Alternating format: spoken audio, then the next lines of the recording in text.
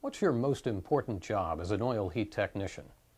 You may think it's a 3 a.m. call that restores heat to a shivering family. But as critical as that job is, your top priority is ensuring that your customers' heating systems are operating at peak efficiency, reliability, and safety. And that job is accomplished through the preventive maintenance tune-up. A properly tuned unit will save your customer money and avoid the inconvenience and aggravation of a no-heat situation. Every time you perform a tune-up correctly, you're helping oil heat retain its preeminent position as a clean, efficient energy source. Doing it right today, one satisfied customer at a time, means a lot for our industry's future. Before we start to work, let's review the important do's and don'ts of customer care. Keep your service vehicle and yourself neat and clean. Wipe your feet thoroughly and wear protective booties when you're in the living areas. Don't leave fingerprints or smudges on customers' walls or woodwork. Whenever possible, enter and exit using secondary entryways. And most important, listen carefully to what the customer has to say about the operation of their system. But the two key concepts that can never vary are cleanliness and efficiency. That applies to your work as well as to the operation of your customer's heating system. Courteously interview the customer to see if they've experienced any problems with the system or if they have any questions. Listen carefully and address any concerns the customer may have. Check the thermostat before proceeding to the heating unit. Check its location, make sure it's level, and note the heat anticipator setting. Leave the thermostat calling for heat at this time. Listen to hear the burner and/or circulator, and then operate the emergency switch to ensure that it's working properly. Turn the service switch off. Visually inspect the unit and make sure you spread sheets of newspaper or clean drop cloths to protect the work area. Note what kind of filter and pump are installed so you can bring the proper replacement element, strainer, and gaskets. Visually inspect the flue pipe to be sure that it's properly screwed together and supported. If it isn't, add that to your list of things to do.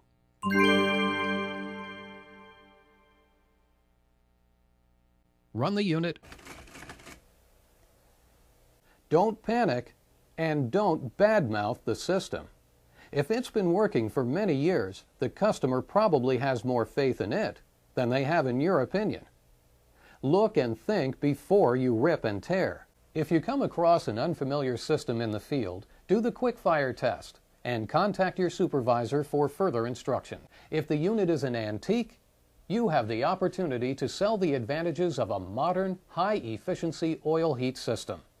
Of course, it's much easier to sell your customer new equipment if you've broken their old equipment.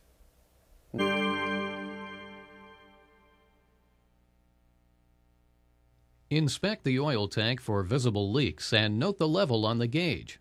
Rotted pipes can allow water to enter the tank. If the tank is buried, measure the oil level with your measuring stick and use water-finding paste to make sure there's no water.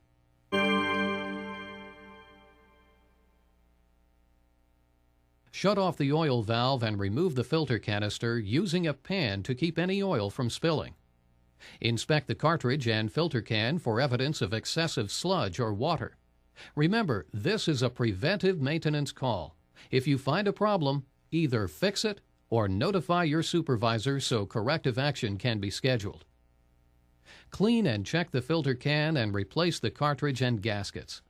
Inspect the oil line for kinks or dents. Check to be sure there are no compression fittings. If you find any, replace them with flare fittings.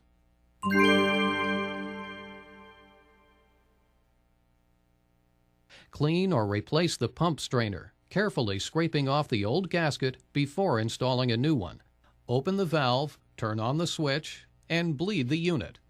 Run oil through a clear tube into a container until there are no visible air bubbles. Check for leaks at the valve stem, filter, and the pump gasket. Operate the unit and increase the pressure 40 to 50 psi above the recommended setting, not exceeding 200 psi. Check that the pressure reading changes smoothly as you turn the adjustment screw. A pulsating or bouncing needle could indicate a leaking oil line or a bad pump. After adjusting the pump back to its proper setting, wait until the unit shuts off on safety and verify the safety timing. When the unit shuts off, the pump pressure should drop no more than 15 to 20% and then hold steady. If the pressure continues to drop, the pump has a bad cutoff and requires replacement.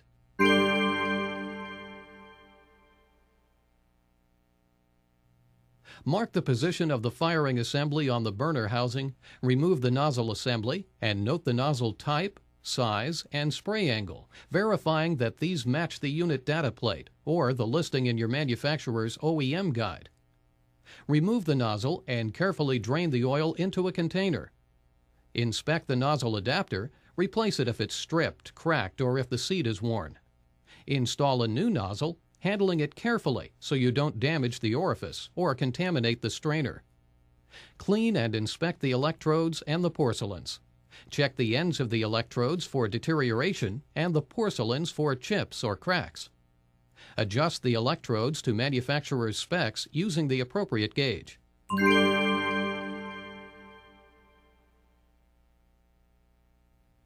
Clean and inspect the air tube along with the end cone slots and holes. Check the end cone or flame ring to be sure it isn't warped, burned out, or covered with carbon.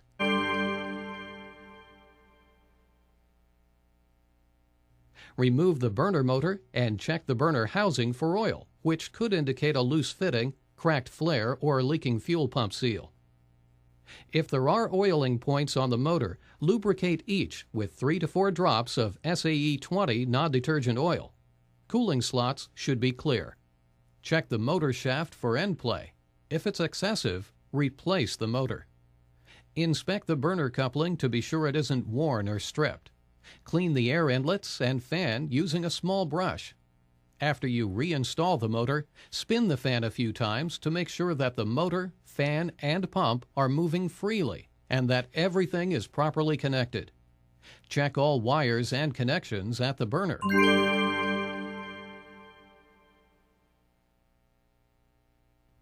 Clean and check the transformer bushings and springs. Inspect the ignition wires. Clean the CAD cell eye and check the wires.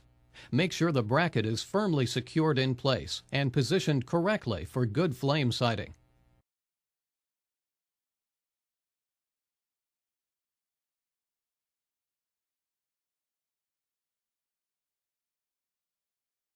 As you close the transformer, ensure that the bus bars are making solid contact with the transformer springs.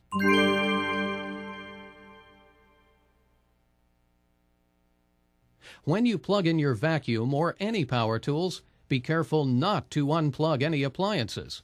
If anything has to be unplugged, attach your truck keys to the cord to remind yourself to plug it back in before leaving. If you performed a quick fire test or if the burner was operating when you arrived, be extremely careful when vacuuming the unit. Don't allow any hot embers to get sucked into your vacuum cleaner, as they may ignite the filter and cause soot damage in the house. Remove the flue pipe and brush it out. Inspect the pipe's condition and replace it if necessary.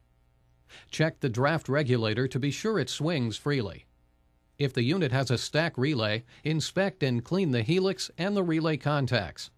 Clean out the chimney base and check the chimney for blockages. If there's an accumulation of broken brick or liner, you should advise the customer to have the chimney inspected by a chimney professional and note this info on your service ticket. If there's an accumulation of broken brick or liner, you should advise the customer to have the chimney inspected by a chimney professional and note this info on your service ticket. Scrub the flue passes, keeping your vacuum hose close to the brush to avoid spreading soot. If this were a steel boiler, you would first have to remove the baffles, then brush the tubes. Make sure to look for any signs of air or water leaks. Use a soot snorkel to clean the combustion area, being very careful not to damage the chamber or target wall. Inspect the condition of the refractory material and repair or replace it as necessary.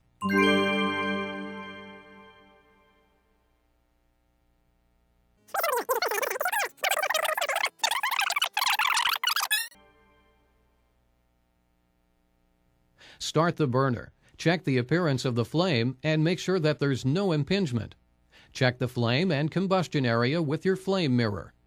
Cycle the burner to ensure prompt ignition, smooth operation, and clean cutoff. Disconnect the thermostat leads and install a jumper across the TT terminals to keep the burner running. Check the operation of the high limit. Perform a smoke test, making slight air adjustments until the test produces just a trace on the test paper, or as specified by the manufacturer. Perform a complete efficiency test and record the readings. The steady-state combustion efficiency should be close to the following. Unless the unit is designed for positive pressure, draft over fire should be approximately negative 0.02 inches. Higher draft would lower the efficiency. Lower draft could indicate an improperly adjusted draft regulator, chimney trouble, or an overfired unit. The CO2 reading indicates the amount of excess air introduced into the combustion process. A CO2 reading of 10.5 to 12% would normally be acceptable. Readings below 9% or above 13% indicate the potential of generating smoke and soot. Net stack temperature is an indicator of how well the heat exchanger is absorbing the heat produced by the fire.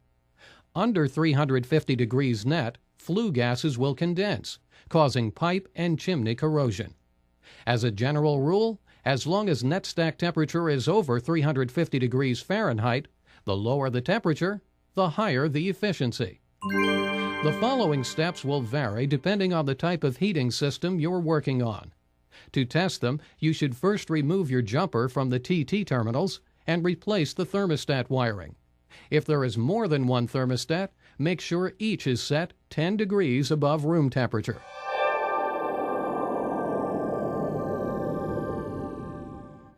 Check the circulators and/or zone valves to be sure each operates properly. If applicable, lubricate the circulator motor and bearing assembly. Check the circulator couplings and motor mounts. Check the control settings to be sure they'll provide for proper heating, hot water, and circulator operation. Check the system pressure and the expansion tank. If there's an indirect water heater, check the circulator and control.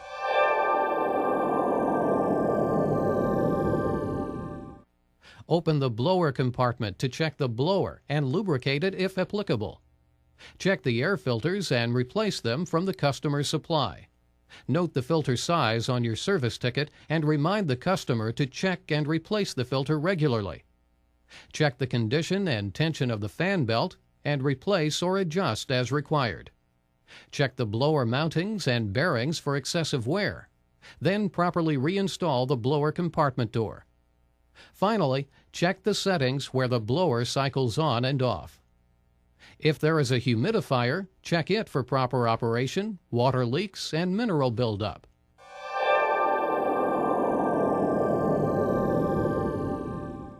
Check the low water cutoff by blowing it down and draining water from the system until the burner shuts off. Check the low water cutoff by blowing it down and draining water from the system until the burner shuts off. Check the low water cutoff by blowing it down and draining water from the system until the burner shuts off.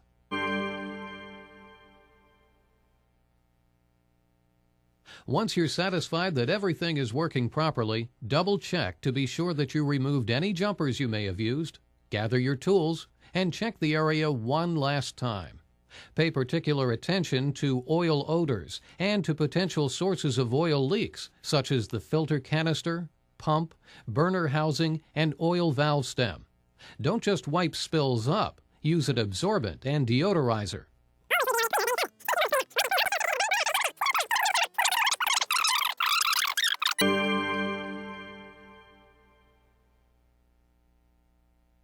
Verify that the high limit control is operating correctly and all controls have been returned to their proper settings. Ask the customer to reset all thermostats to their normal settings and make certain the system is working properly. Fill out the service card completely so that on future visits the technician knows exactly what you've done. Include the work you've performed, the parts you've replaced, the efficiency readings, the nozzle size, and the safety timing. Fill out your company's required paperwork completely, including all of the information on the service card, plus the oil level and anything that needs to be followed up on.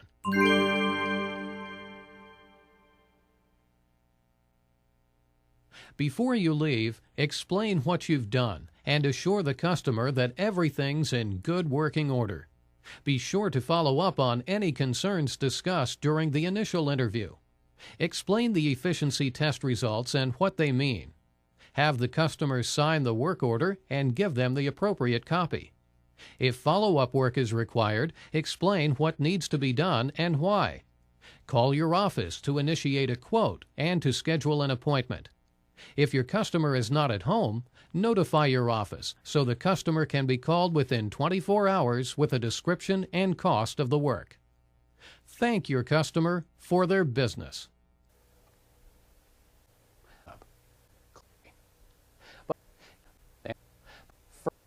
That's